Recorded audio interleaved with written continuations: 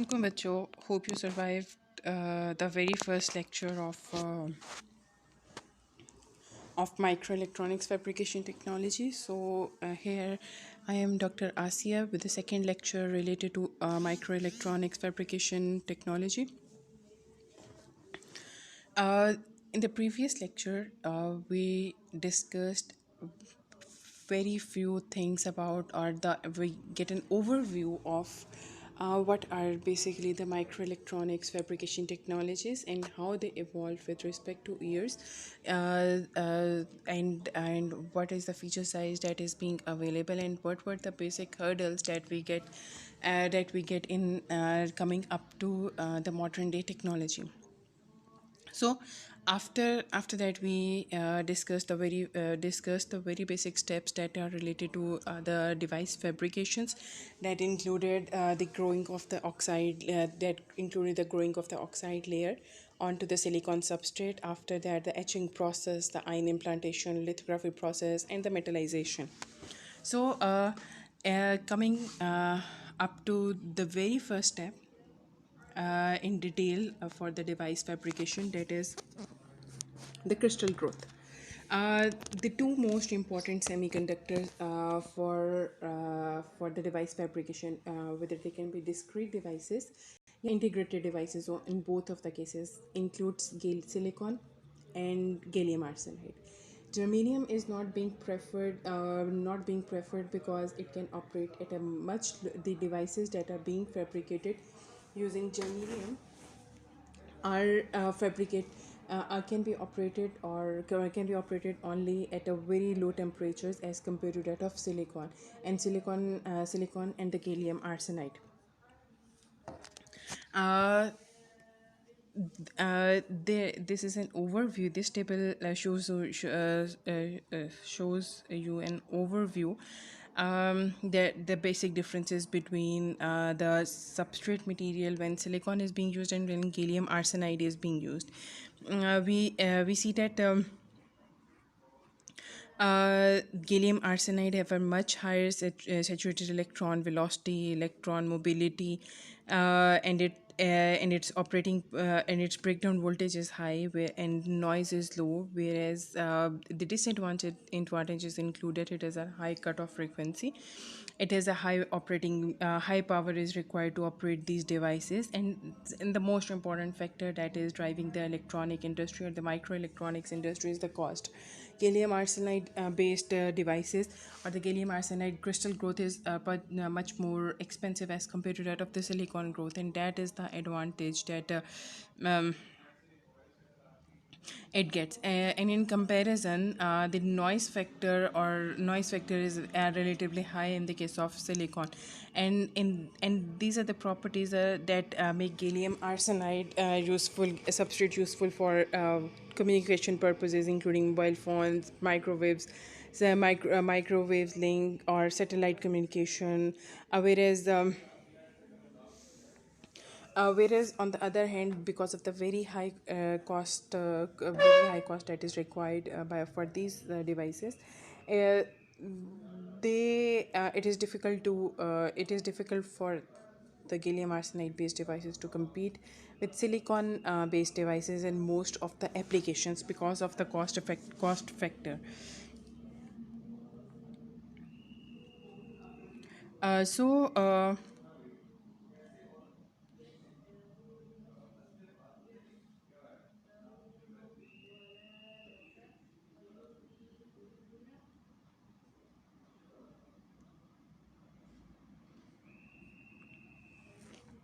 Uh, so in the case of uh,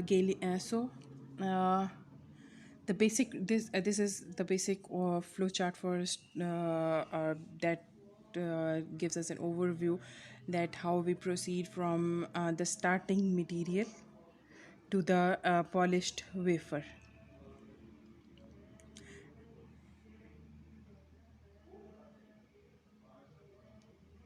Polished wafer. In the case of silicon, the starting material is silicon dioxide, and as we know that silicon dioxide is really, really abundant in nature.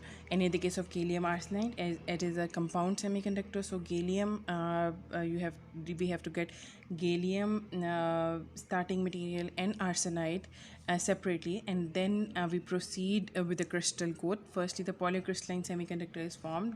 After that, the with the help of that polycrystalline semiconductor, we synthesize a single single crystal, after which it is converted into the form of the single crystal ingots. Basically,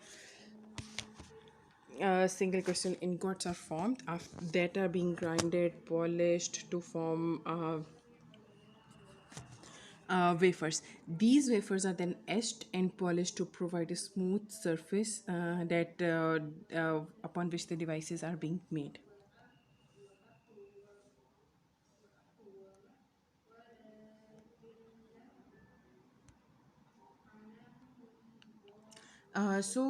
Firstly, we will start up with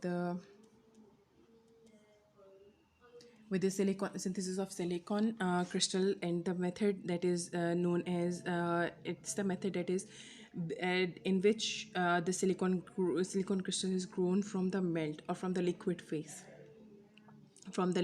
in the starting material. For this case, for this and the whole technique that we are going to discuss is known as Chikral technique or CZ technique. And the starting material for that is that is a silicon dioxide, and it is silicon dioxide called quartzite, and it is relatively a pure, much pure form of sand that is present on our beach or anywhere in deserts, but in a much purer form. With the help of this Chekrovsky technique, we can the wafers that are being fabricated, it almost more than 90% of the wafers that are being utilized in the microelectronic industry are being synthesized using this process. In this case, there are three basic reactions that are being involved in the synthesis of the very first step that we saw, that is the formation of the polycrystalline semiconductor. For this, the very first step includes the that silicon dioxide, that is quartzite, or rather pure form of sand, that is placed in a furnace with various forms of carbon, coal, coke, or wooden chips. A lot of reactions are going on at the time in the reaction in the furnace, but the overall reaction is displayed over here, in which the silicon carbide reacts with silicon oxide to form silicon, and the silicon oxide evaporates as the gas, and the carbon monoxide is also produced as the byproduct. It is also a gas. This reaction basically produces silicon oxide, silicon with that is known as metallurgical grade silicon, MGS, or you can say MGS, right? But it has a purity of about 98%. uh, 98%. Next, this silicon is then divided into then pulverized or divided into form of very fine particles, छोटे छोटे particles की form में, and it is then treated with hydrochloric acid at 300 degrees centigrade, and the reaction results in the formation of trichlorosilane, SiHCl3, with hydrogen gas as the byproduct. This silicon trichloro trichlorosilane is a liquid at room temperature. It has got a boiling point of approximately 32 degrees centigrade. Fractional distillation, a boiling point of 32 degrees centigrade, and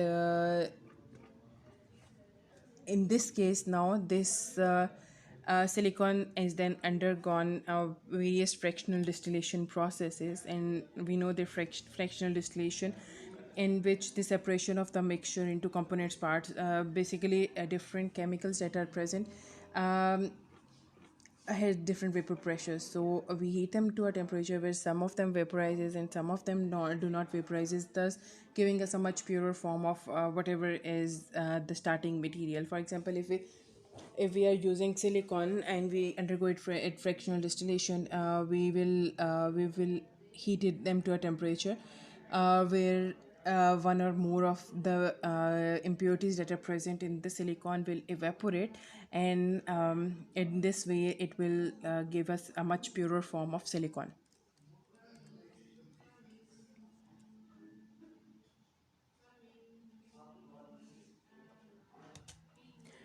Si- this purified this purified SiHCl3 is then undergo the reduction reaction, that is the reaction with hydrogen, and the react and it results in the formation of electronic grade silicon, electronic grade silicon, EG or EGS.